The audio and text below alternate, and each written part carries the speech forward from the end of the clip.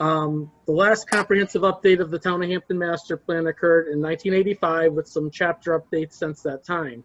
So this process is long overdue. The planning board, who is responsible for the master plan, initiated the current process and established a steering committee consisting of the full planning board, members of other town boards and committees, and resident representatives to guide the development of the master plan update. As noted, this first phase of the project is being completed by Malone and McBroom. It's funded by a NOAA grant awarded to the DES Coastal Program for the coastal work, with additional funding provided by the Coastal Program for the vision component and several focus groups such as this one. There will be a second phase of the comprehensive master plan update, which incorporates the phase 1 work while developing content for numerous additional master plan components, including but not limited to land use, transportation, recreation, economic development, and cultural historic resources. Phase 2 has been funded as a result of voter approval of Article 10 at the March 2020 town meeting. Proposals for Phase 2 have been received and are under review at this time. We hope to make a consultant selection somewhere in the next 1 to 2 months, with work commencing shortly thereafter. At the end of Phase 2 and our overall planning process, anticipated being December of 2022, and following the adoption of the plan by the planning board, we will have a fully updated comprehensive master plan for the entire town of Hampton. This will be an innovative, integrated, and user-friendly document, which will be utilized regularly for amendments to local regulations, pursuing grant funding, special town projects, and much more. The master plan may be best described as the instruction manual for Hampton's long-range conservation and development efforts over the next 10 to 20 years. Public participation is an essential part of this entire process, and we need your thoughts on how to shape Hampton's future. So with that introduction, I'll turn it over to Noah, who's going to run this evening's program. Thanks, Jason. So hi, everybody. Thank you for taking the time to join us this evening. I'm going to actually mute everybody during this first presentation. You all have the power to unmute yourselves, so if you want to jump in at any point, feel free. It just helps make sure that we minimize any echoing or anything like that while we're going through. So let me click that. And I'm still unmuted, so we're good. All right, and also a last bit of housekeeping, well, maybe a couple more bits of housekeeping. Jason, I made you a co-host in case any new people show up. There's a waiting room and they'll have to be let in, such as right now, something should have popped up for you. But, in addition to being able to unmute yourselves and hop in at any point, there's a chat box that you can use to communicate, and there you should have the ability, if you click on the participants button, to raise your hand, and there may be some other emojis you can do as well. Those of you on iPads and other interesting devices probably have different rules because Zoom works differently and I don't know how to help you there, but hopefully you can unmute yourselves and speak. All right, so I'll get going. So again, you know, people in this audience probably know a bit about master plans, but you know, what's the overall context for what we're doing here? The purpose of a master plan is to establish a shared vision for the community to guide future actions and decisions. A master plan is a policy document that establishes general guidelines for the physical, economic, and social development of a municipality. It lays a foundation and provides the rationale for decisions concerning legal documents such as zoning and ordinances. So we're trying here to create a framework for future decisions and actions. And we're also thinking about a 10 to 20 year time frame. As Jason was saying, this first phase of the project is to develop a master plan. It includes development of a master plan chapter dedicated to coastal resilience. Generally, this chapter will include an overview of the hazards that threaten the Hampton coast, such as sea level rise and flooding, an analysis of areas and assets that are vulnerable to those hazards, and a list of strategies and recommendations to increase the community's resiliency. And those three topics are kind of how we're going to categorize today's focus group. So in terms of these coastal hazards, what exactly are we planning for and what are we talking about? So Hampton has a long history of flooding and storm damage, and the ability of the community to withstand coastal hazards has become a part of the community's identity. Flooding has affected the area for as long as Hampton has been Hampton, with the Hampton Beach Master Plan from 2001 noting records of flooding and destructive storms occurring in Hampton Beach back to 1723. Some notable historic storms include the blizzard of 1978, Gloria in 1985, and Hurricane Bob and the Perfect Storm in 1991. Here we have some historic photos of damage due to storms in Hampton. Going clockwise, the top left is from the 1920s, top right is 1919. Bottom right is a house falling into the ocean from 1931, and the bottom left is from 1939, showing damage to the beach and the seawall in front of the casino. Of course, we also know that flooding and coastal storms continue to be a challenge today. So these top two photos are from Winter Storm Riley in March of 2018. The bottom two are from Winter Storm Grayson in January 2018. So in Hampton, when the tide level is above 10 feet, and that's above the mean low water, so the kind of average of the low tide of every day, when the tide level is above 10 feet above that elevation, we start to see flooding on some side streets in Hampton. So these two charts here, the blue line is showing the observed elevation of the tide, and the bands, the different colored bands across the top of each chart are showing different levels of flooding. So when the water level gets into the yellow range, that's that 10-foot action stage. Above that is considered minor flooding, the red is considered moderate flooding, and the purple is considered major flooding. So if we look at the bottom chart, during Winter Storm Grayson, I'll make sure I'm getting that right. During Winter Storm Grayson, there was a 2.74 foot storm surge on top of a 10.5 foot high tide, resulting in a total water level of 13.24 feet in Hampton. That puts us well into the major flood stage. This resulted in severe backmarsh flooding that caused private property damage and temporarily trapped some staff at the Hampton Police and Fire Station because the parking lot was flooded. On the top chart, Riley produced a slightly higher storm surge of 2.79 feet, but occurred during a slightly lower tide of only 10 feet. So the total water level was 12.79 feet, which still caused moderate flooding. The waves were more of a factor during that storm, and it resulted in greater impacts to the exposed Atlantic coast.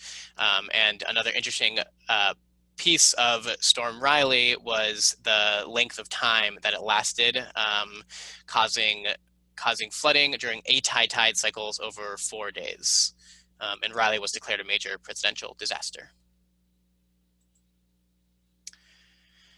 So again, a framework here is that the 10 feet above mean low water is the action flood stage for Hampton, where we start to see water causing some flooding. Historically, we've seen these kinds of water levels above this stage, typically during intense rainfall or storm events, such as those two storms that we just touched on. Recently, though, we've been observing an uptick in flooding at high tide, sometimes even without a storm in sight. So the NHDES Coastal Program has begun analyzing the 7-year record of data from the tide gauge in Hampton Harbor to look at how many days see tides higher than 10 feet every year. So I've summarized some of the preliminary results in this table. So the bottom of the screen is showing the number of days in which tides exceed 10 feet during each of these each year.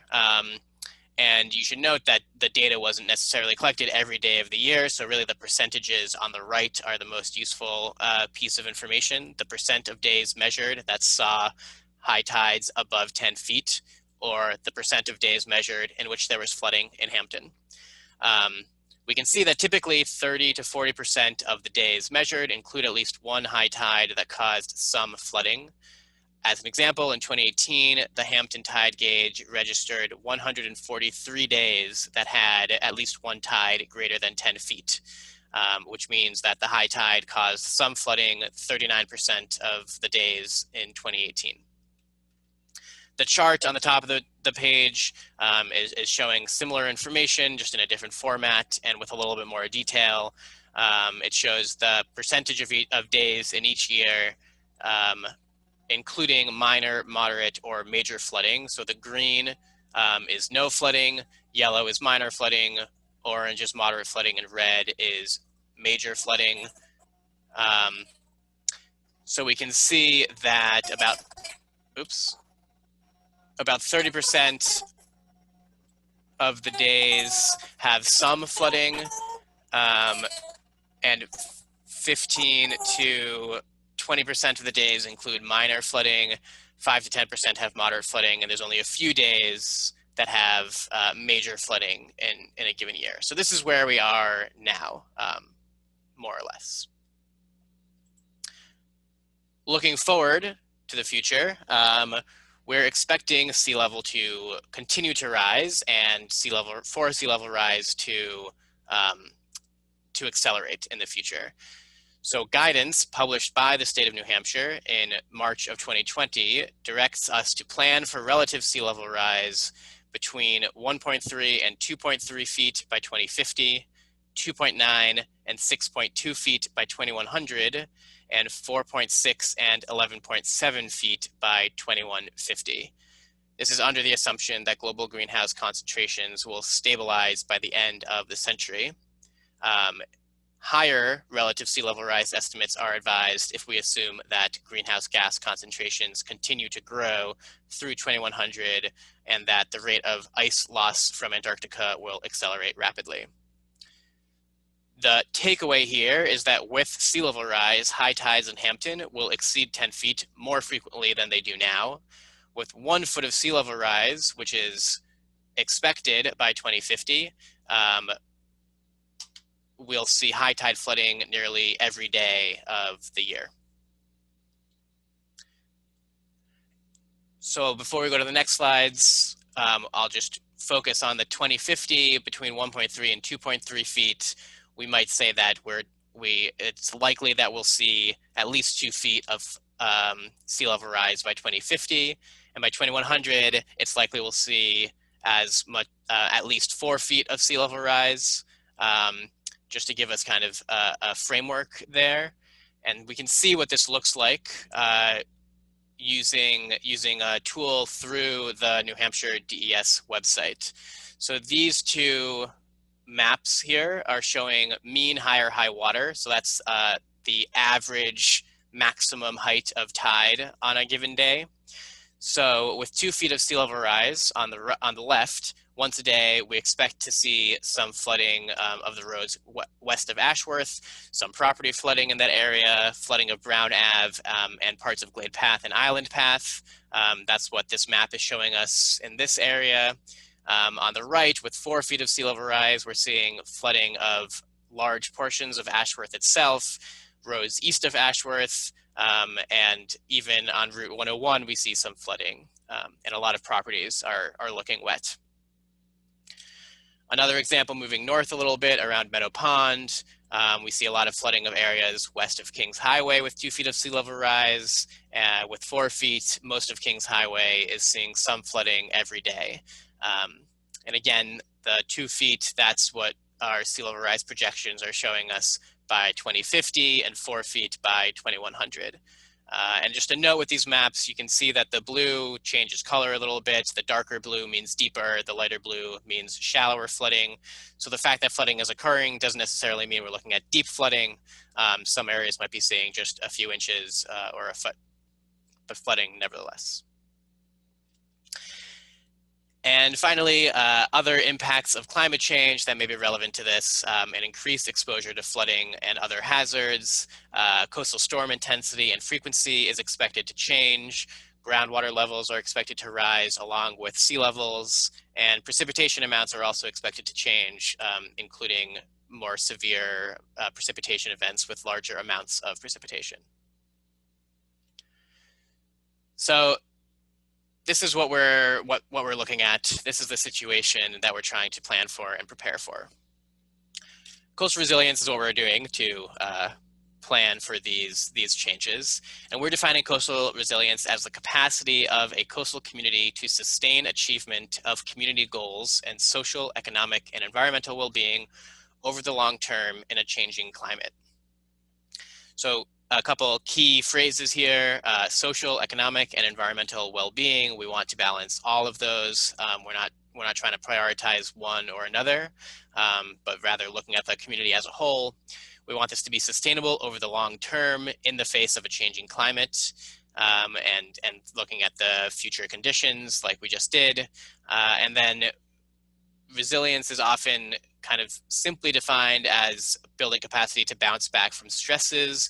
We're expanding that a bit to bounce back from stresses better than before and to leap forward following stresses so that in the future, when new stresses impact, or when new stresses occur, they won't have as much of an impact.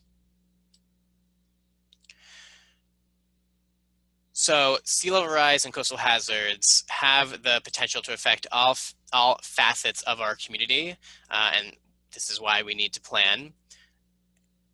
And as we're developing community resilience, we're looking at all aspects of the community, and we want all sectors of the community to be resilient to coastal hazards, including the built environment, the economy, the government, and governance structure, society and culture, and natural systems.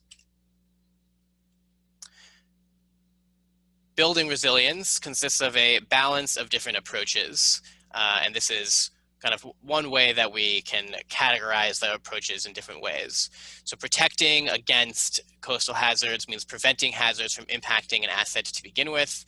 Examples of that might be building flood walls or berms or living shorelines, something to, in the case of flooding, keep flooding away from a building or a structure. Avoiding refers to avoiding putting assets in risk zones to begin with. So that might be preventing development or activities in future zones, even in current flood zones or in future flood zones. Relocating refers to assisting property owners who want to move away from hazard zones. And it also refers to redirecting development in the future so that we're focusing on more protected areas, or even having space available in inland areas for people to move to if they decide that they don't want to live in a hazardous area closer to the coast. And accommodating refers to a variety of tools that allow you to be impacted by coastal hazards or flood events without having it cause damage. Examples include floodproofing, elevating buildings, developing emergency response plans or evacuation plans, and things like that. So when thinking about resiliency strategies and recommendations to include the master plan, we can use this framework if it's helpful, and we can look at all those different facets of a community to make sure that we're, of your community, to make sure that we're really being holistic and all-encompassing in our approach. So what might this look like in the master plan? These are a couple of examples, one from nearby to give us a main example, New Hampshire example, sorry, and one from Norfolk, because it's a plan that we've seen that does really focuses on bringing together coastal resiliency within the master plan process. So I won't read through all of these examples. There are many different actions in both of these plans that are relevant to coastal resilience. These are just a selection of some of those, but some of the themes that we see are actions calling for studies or evaluations or assessments of risks and resiliency options, actions to provide support to private property owners so that those property owners can take their own action, incentivizing actions by private property owners, updating codes and regulations to require resiliency or to take that avoid approach to make sure that we're not developing in risk areas, and education and communication about resiliency to the community. One thing that I was thinking about, this might just be my own approach for thinking about how to build resilience into the Hampton plan, is to take the old, five questions to ask in any situation. So what, where, when, how, and who. What types of strategies do we support as a community? Where are different strategies appropriate? You might want protection in one area and avoidance or accommodation in another. When do different strategies need to be implemented? There might be some strategies that we think we want to implement right away, but some that we can say, okay, in 20 years, let's come back and revisit this. How do we balance multiple values? An example of that might be that we have a value of protecting private property, but we also have a value of preserving natural habitats. And there might be times as sea levels rising and habitats are migrating that those two values come in conflict, and figuring out how to address those kinds of conflicts is part of our planning here. And then who needs to be a part of the decision making? And that's part of what these focus groups are about, trying to make sure that as many people as possible are participating in these decisions. So that's the presentation.